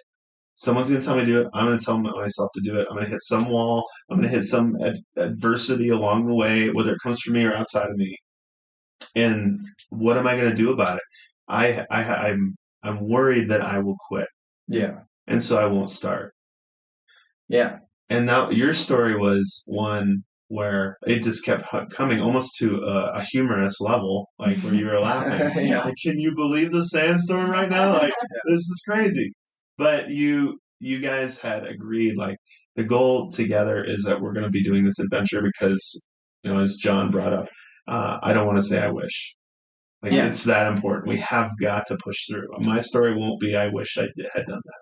And, like, as much as you say push through, it wasn't like a push through. Like, we still, like, there are the days, but it was true. Like, the objective was, like, we are complete, like, you just decided, you resolved. We have complete and total control of every decision that we want to do. Right, that's true. Yeah. We want to go, like, swim in the Pacific today. Oh, couple hour drive. Like, in terms of, like, how minuscule of a decision that is, like, yep, I want that. Let's go. It's not like we had to, like, push to do that. Yeah. Our plan changed, but there was, like, this was the objective, to be completely in control, versus a career, both of us in the Army, where, we made decisions, but we were not totally in control of, like, where we lived and what we did necessarily on weekends and this and that. So, like, the idea, and honestly, this trip is now, like, in perspective, changed how I thought about this next career, because now we both got jobs now too. It's like, hey, guess what?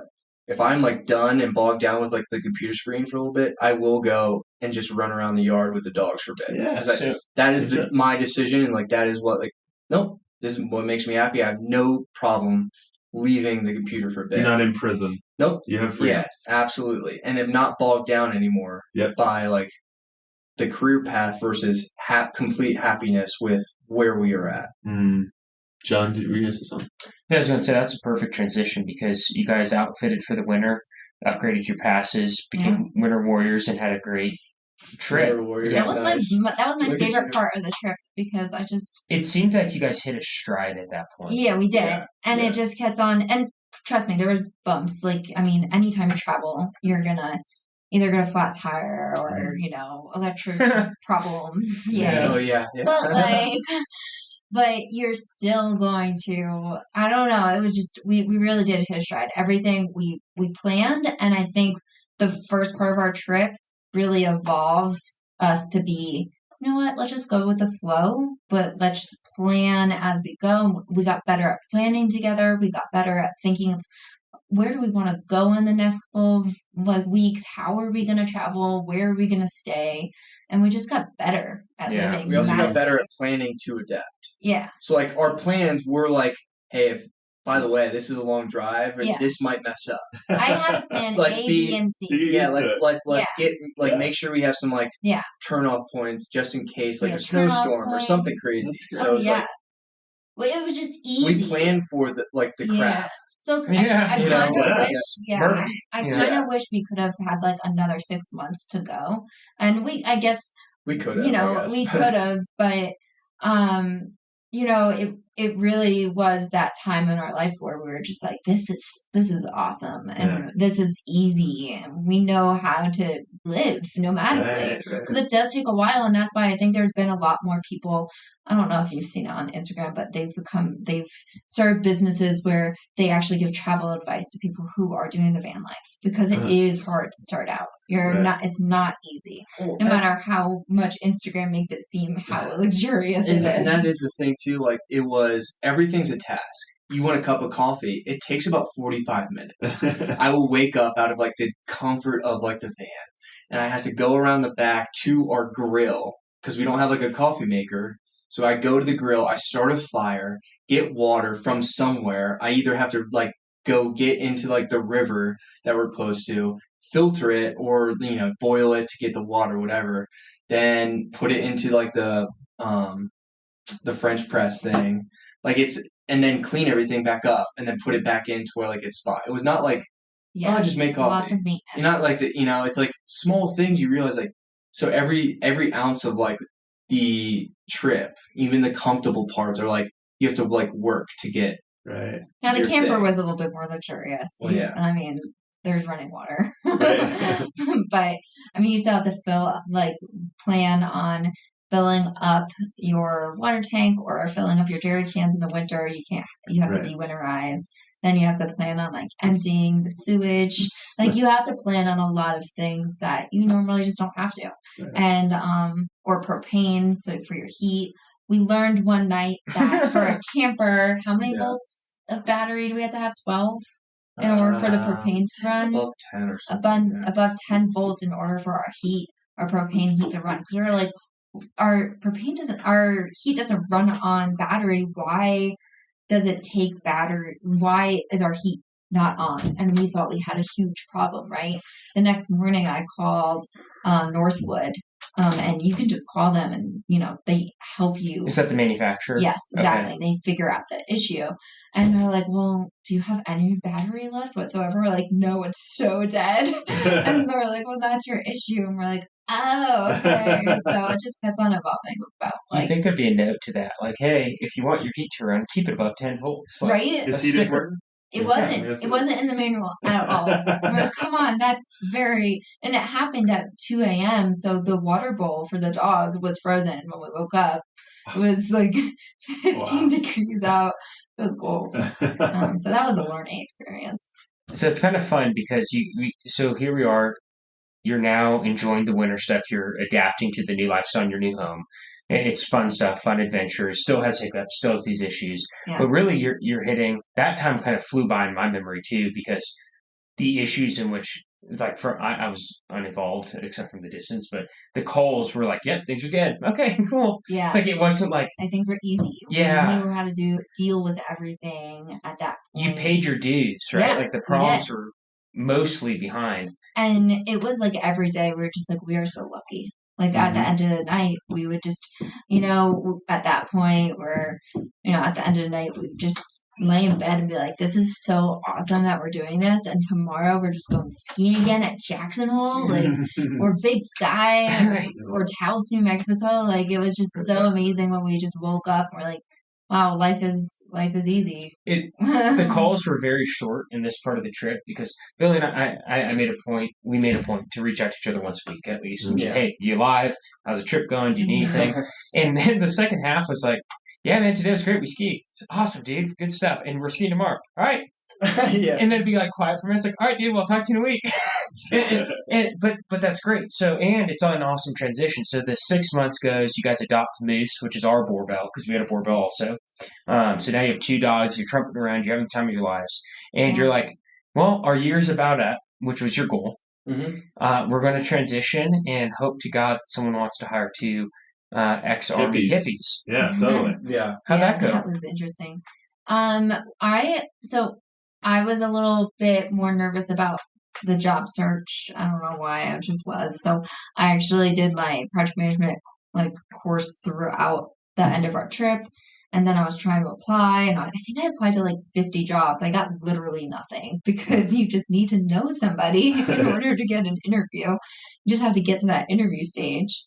But Billy took a little bit of a different approach. What was that I guess. approach? They'll want me.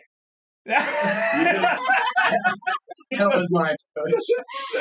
Yeah. So I was pretty late in the game in terms of applying. So I was like, but they'll pick me up. That was my thought process, not how it works. It kind of happened, by the way. But it is truly who you know.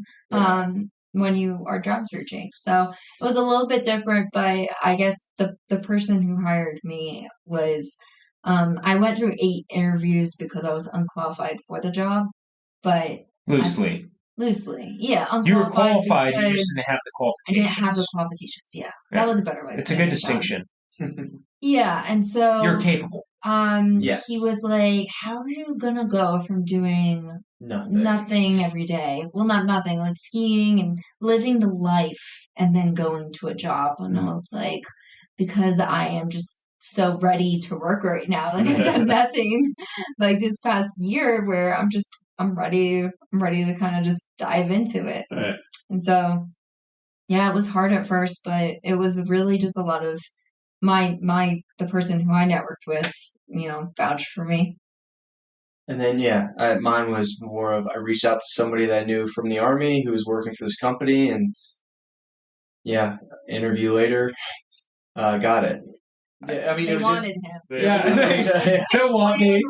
They wanted. It wasn't. I mean, and I'm being absolutely naive in like that thought process too. Like, I just it was like, no, like I'm not ready to work. I guess I wasn't ready for like this trend, like that part of our life to be over. Like I was fully like invested. Like, nope, I love what we're doing. Like Billy's very confident though, so that's what makes it different. He's very confident, and he's like, nope, I will make your organization better. I'm like, I think I will. I think way too much into it, and I think that's why Billy can just be like, no, you know what? I'll take off for a year. They'll still want me, and it's a great thing to watch. Being a partner. Yeah. Go ahead. I didn't say Billy, and I thought about this earlier too. You're that mentality, like to have at least one friend like you who simplifies it. Simplifies everything. Like I said, that quote is perfect. Like the biggest lie is it's not that simple, and it is. Like, well, because we've all had these conversations, and they're maddening with people who like talk themselves out of everything. Yeah. Like, man, I really wish I could learn Spanish. Like, and you'd be like, all right. Why don't you learn Spanish? Just do it. It is like so what do you gotta do? What do you gotta order? Let's just get it today, and we'll get it started. And like I said, the resources. I mean, it doesn't have to be YouTube or anything, but the resources we have now, like you could do literally, and you want to do something, as long as you commit. You're like, no, I will end with I don't know, degree in whatever. If I want to like be a vineyard person, like grow like vines and like be a winemaker, like. It's very easy now. Like as long as you commit and like make your mind up, like no, I'm going to do this. What are the steps? I'd say it's like 5 steps. Like done. All right, got it.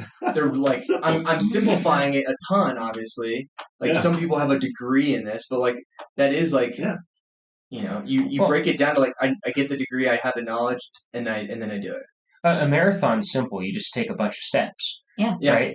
It's difficult in the culmination of the steps. Yeah. Right. Or in hindsight, it's difficult, and it is interesting because there is a huge factor of just execute, just do it, just get after it, just start. Like the power of starting is so insane because you hamstring yourself with all of the potential roadblocks before you get started. But if you just start, you'll learn what roadblocks are real and what aren't, and then guess what? You learn how to overcome or go through And they're or not go even around that them. bad. They're not No. as bad as you make them up to be. Like Well, when you hit that you're roadblock. listening to a Yeah. Matthew McConaughey podcast thing, and when he went from like 190 pounds to like 130 for that role he did Oh yeah, in that Dallas was Buyers Club. Yep, yeah. And he was talking to, I think it was Joe Rogan podcast, but he was talking, Joe Rogan was like, what was the hardest part? Is like, was it like the dieting, the eating? Is like, no, that wasn't the hardest part. The hardest part was making the decision to do it. Yeah. I had to commit. Like every night, like, oh, my family's not on this insane diet. Like I look every day and I see like, oh, chicken nuggets, this and that, whatever. It's like, and the hardest, and it's once you start and commit, like that's the hard part. Because once you're in it, it's like, oh no, like you can see that stuff. You're like, I don't want it. I don't need it. Yeah. The hardest part is like being like, hey, I will do this. Well, great Yeah. testament to that too is like I didn't run much after leaving the military. I enjoyed lifting. I was consistent in my fitness. But Billy and Sarah show up for Thanksgiving. It's Wednesday night before Thanksgiving. We're sitting on the couch, easily a 6-pack in each, like enjoying ourselves, right? But we're from the military, so we have a high tolerance. Don't judge us. Facial expressions aren't shown. Yeah. Don't start. So we're sitting on the couch having a great conversation, had this great meal. The kids are down. All of us are talking. Billy's like, yeah, so I want to lift tomorrow. I was like, dude, it's not even a decision. Like, we're going to work out tomorrow. He's like, yeah, but I want to do like a Goggins workout, which if you're not familiar, that means pain. And Aaron, you I came remember, over. I remember that morning. Yeah. You were there, yeah. So Aaron comes over the next morning. He's like, what are we doing, guys? I was fresh as a daisy. Yeah. He was guys.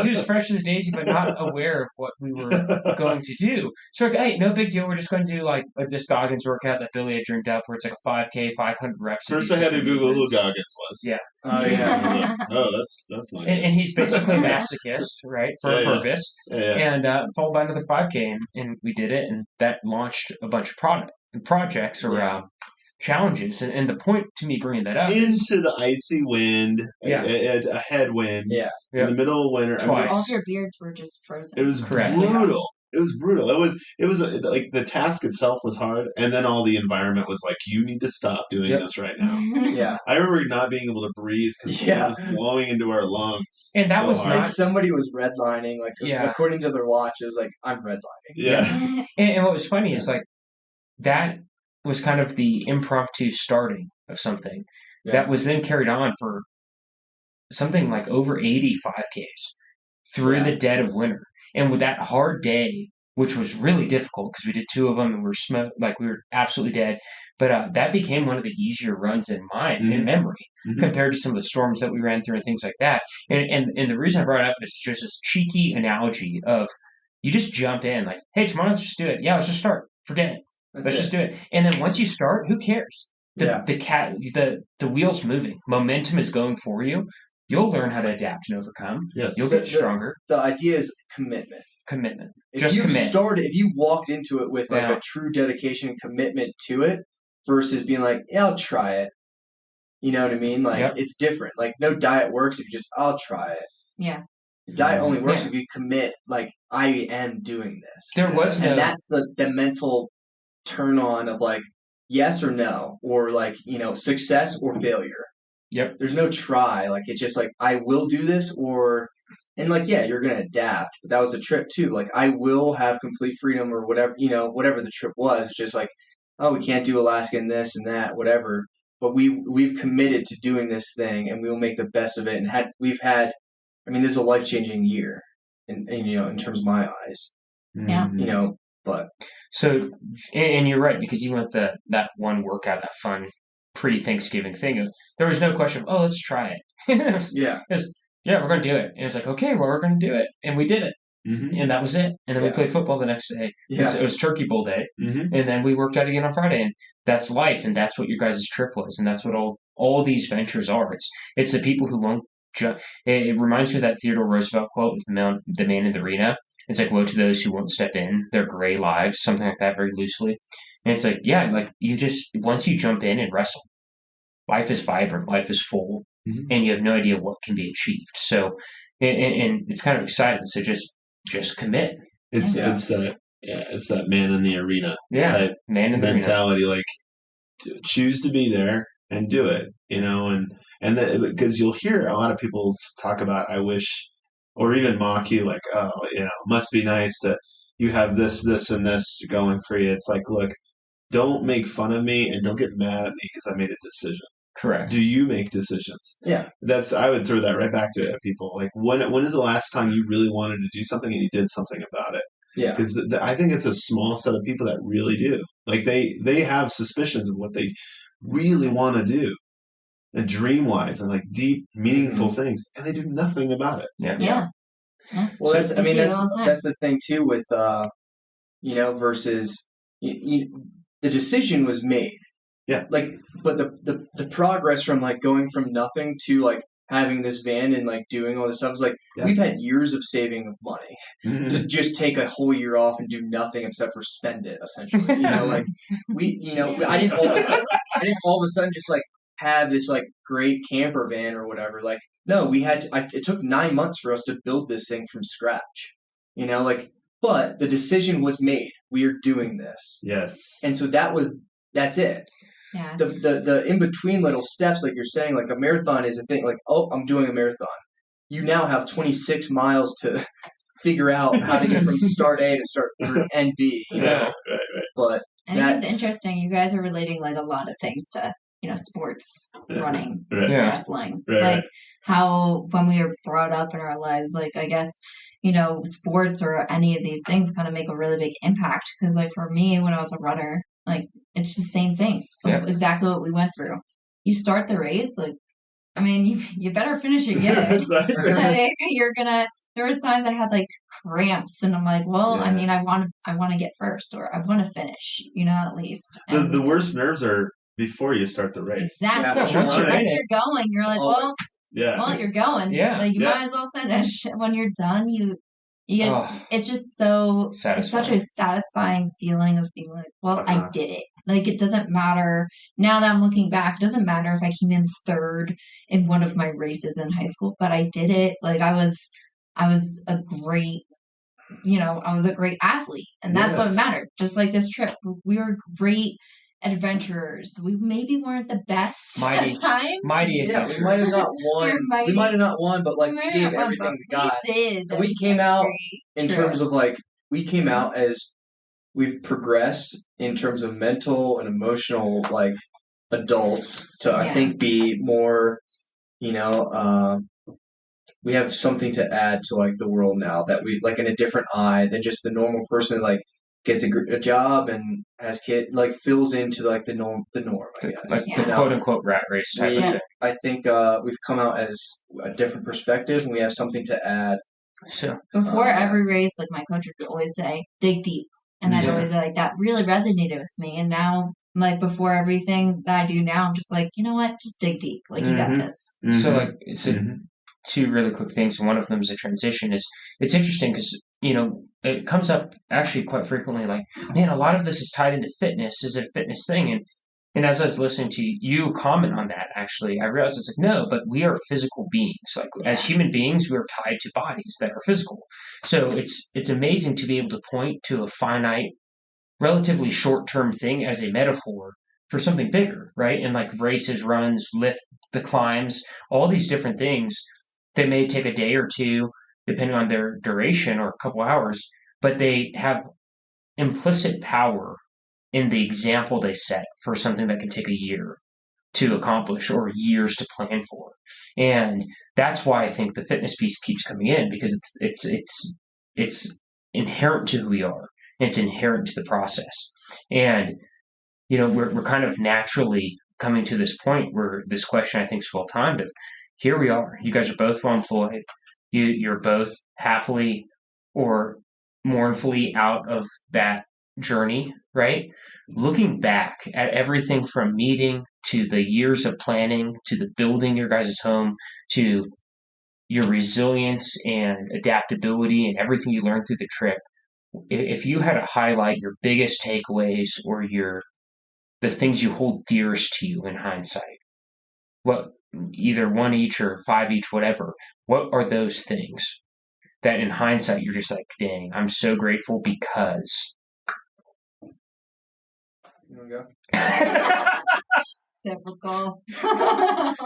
You got this. I told you, You so got you'd it. be carrying. By the way, Go. by the way, Billy was the same way with her vows. He was like, you're gonna make me write mine. Oh, yeah. But no, I He's a man of honestly action. feel like this is like marriage is just, it's about being a team and it's about being like communicating. Mhm. And I think that's one of the biggest things I took out of it. My second one was just honestly like this is like all gushy stuff, I think, but how blessed I am to have a partner who's just every time I am down, because it does happen more than you think. Especially with these things, Billy was always there to just be like, we got this together. Mhm. And then I guess I'm just blessed that like even though I got surgery, like we did so much. We Mhm. traveled the country. And there was times when I was like, I was hurting. I was like, you know what? Today I don't know, like I really want to do this because I want to be cool and like adventurous. And I learned, you know what? It's okay. You guys take a step back and you just gotta enjoy the day, like that day. And Mhm. Billy helped me a lot on that one too, because he was like, "Why don't we just go by the river and read?" I'm like, "Oh, yeah, I guess we can do that. Yeah. Like, let's just sit here and just do nothing and enjoy the sun. We could do that too." And so, really just resonated and I've learned who I am. I honestly had a lot of time to reflect and be like, okay with me. I know that sounds weird, but So, It's necessary. it was necessary. And being in the military, I was always trying to figure out, well, who am I supposed to be, especially around like all these men? Like I have to kind of prove myself or gain respect. Like, no, just be you, just be me. Mhm. And I think that was really good during this year. And then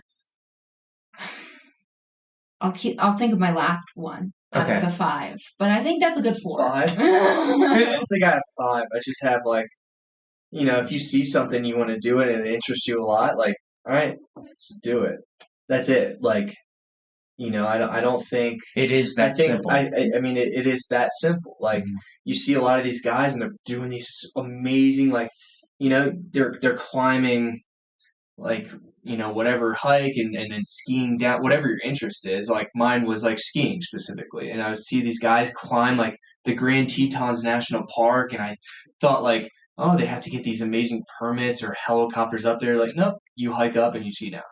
It is like, and like, and they have the knowledge of like making sure they're safe about it, but like that is how simplistic it can be. So like you see something, these guys are not like any, you know, more advanced in any way, like like human being wise as you. They have 2 legs and they think like, yep, I have to climb up here. It's gonna suck.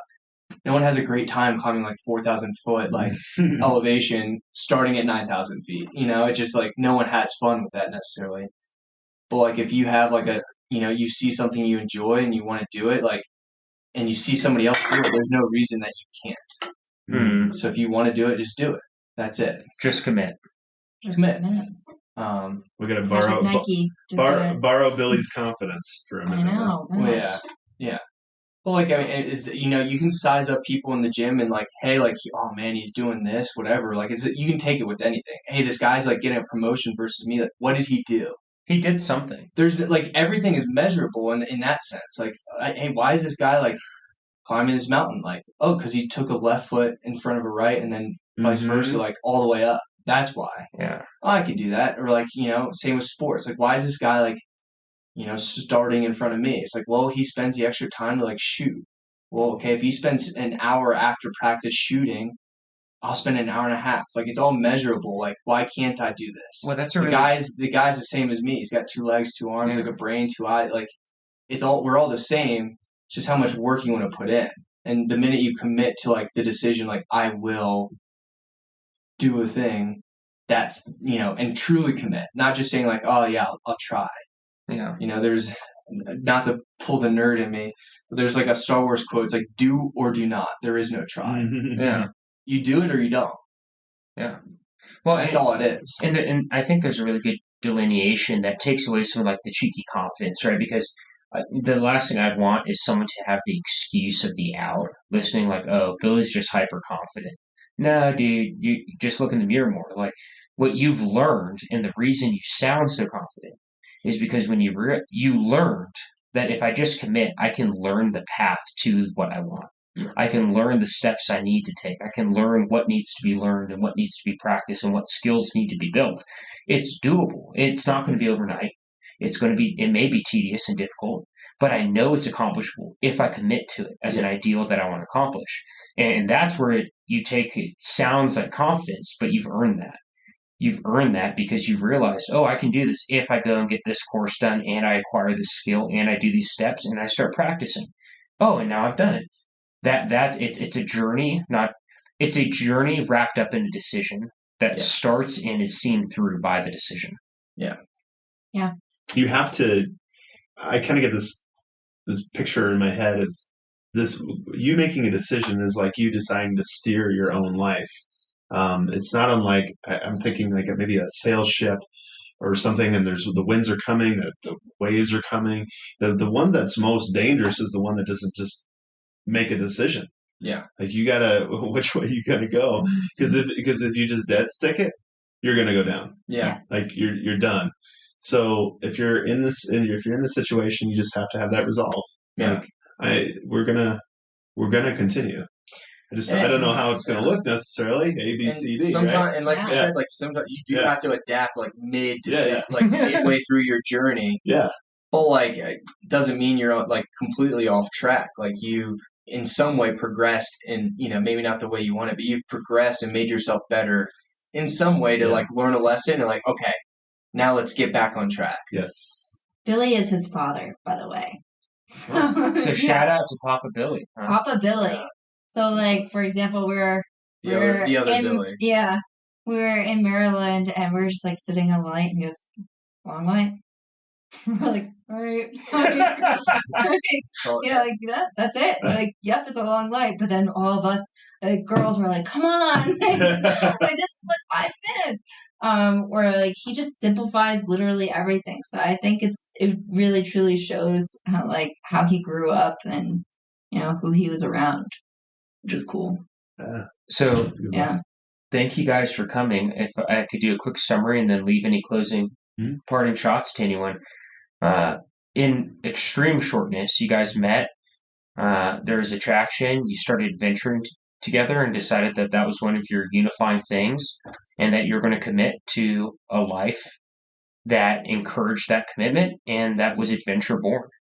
And from that, the big takeaways from the trip is if you commit to the ideal you want, you can realize it. If you're willing to put in the work that comes with the price of that commitment, and the extraordinary value of investing in your other. Yeah. And here we are, starting a new chapter. Super thankful to you guys for allowing myself and my family to walk through it with you, as much as you let us, and excited to see what the next months and years and decades hopefully hold for us. And thank you guys for joining us today. Does anyone else have anything? Sir, did you say you had a final thing that you wanted to share at all as far as your lesson from everything? Or? Oh, yeah. No. I didn't think of one. I started just listening to you guys. Yeah. But I'll add something really quick, just off of what you said, John. Yeah. Just the commitment with like your partner, right? That's what's like why it's like so joyous and like why the whole thing was so fun. Like I could have made this miserable commitment, but like and like there were times that sucked, but it was like those sucky times were just hilarious and like honestly brought us like happiness, looking and like realizing like, hey, I have somebody to lean on, like we said, but the whole thing was a journey together, having fun, and like realizing like this is amazing together and experiencing something together versus a single person's commitment, So, quick question to that, if you don't mind, because I think there's something very true to this. I think as humans, there's a natural tendency to dislike that which we don't know or don't trust. So when you guys were facing adversity through your trip, for example, getting frustrated with each other, especially earlier on, was there ever like this aha moment where it's like, oh, we are so on the same team, the more we push into it together, the more the problem's the problem and not each other? Or was that fairly clear for you guys from the start? Because I think that could be somewhere. No, I think I don't. It's a tough one because like I think we went into it with like certain expectations, and then like we learned very quickly this is like social media. The things that we thought this trip would be were not as glamorous all the time as what it seems to be. Mm-hmm. So I think we learned very quickly, like we have to rely on each other and like understand like these little, if I woke up tired or just cranky or didn't have coffee, like we have to overcome some of these things quick because we're 2 feet apart at all times. I actually, it was like the middle of the trip, and I kind of wrote down like a list of things that I learned during the trip because I was like, at least like let me like do that, and one of them was that. Don't fight with your spouse for more than 5 minutes. Nothing's going to come out of it. Like, you talk about what happened. Like, I take ownership of maybe I was not being nice. Like, okay, like, sorry. Like, that wasn't okay. But let's push past it. And then Billy always, we just don't fight for more than 5 minutes. That's it's got to be quick to forgive because and a lot of the things too is, I mean, we've talked about this, like 2 seconds, like you have a reaction within 2 seconds. If you take that third second to just like, what am I about to say? Is this in any way like progressive in the fact like, am I helping the situation or am I just being emotional? I know when I'm in trouble if Billy takes 3 minutes to answer back after I yell. Oh my god! I need to do something, right? He's really trying to calm down. Because I understand, the importance of like there's a difference between I am reacting versus I am responding. I am trying to make sure that we are getting better together. Yeah, there's a difference. So a silent fight is always and then after 2 minutes and Billy answers, he usually has like a good mediating way of us being like, all right, let's figure this out because I'm Jersey. I'm emotional. That's I guess another good takeaway is realizing like there's a time limit for emotional response versus logical and I want to see my progressive response to make sure that like am I saying something that will make us better or like get us in the right direction? Yeah. Or am I just trying to be right? Yeah. Exactly. Correct. So, or not even. I just want to say something. Like just want to win. Jab, right? That was a big one. So like a lot of that was huge and a quick to forgive because a lot of realizing a lot of these problems are so minuscule and like nothing. Yeah. Like except for that moment. Except for the 2 seconds that you're like very emotional about it. Yeah. But everything and like it's very like unless like the car broke down, it's like, well, we got to fix it. That that's how easy it was. Like, what is it? How do we get better? Well, we fixed the car. Like we can't be mad at each other. Like, this isn't, it just is what it is. So I think we just learned how to kind of tackle issues together rather than push blame. Right. Like, because whenever you're in a fight, you're either being like, well, because you did this, and this is the way. And there could be very clear-sighted one way of blame, but does it help the situation? Yeah. So most of the time, like, no, it doesn't. Like, no, let's figure out like how to get out of this rut and like go, and that's it. So that's a fun additional unexpected golden nugget. Tripped on that one. If someone wanted to start an adventure of their own, final d'état, what would you tell them? Just do it. Just commit. Awesome. Plagiarism. Awesome. Well, thank you guys again. Just go ahead with it. Yeah. Is that a way to not copyright? Yeah. I wrote down just commit as your guys' like saying. Just commit. Yeah. Just commit. Just commit. Well, thank you, everyone. Aaron, anything? No, thanks for being here, guys. That was an awesome story. Great adventure, and looking forward to hearing what next adventures you guys have in the coming years. Cool. Thanks. Appreciate it. All right. Take care.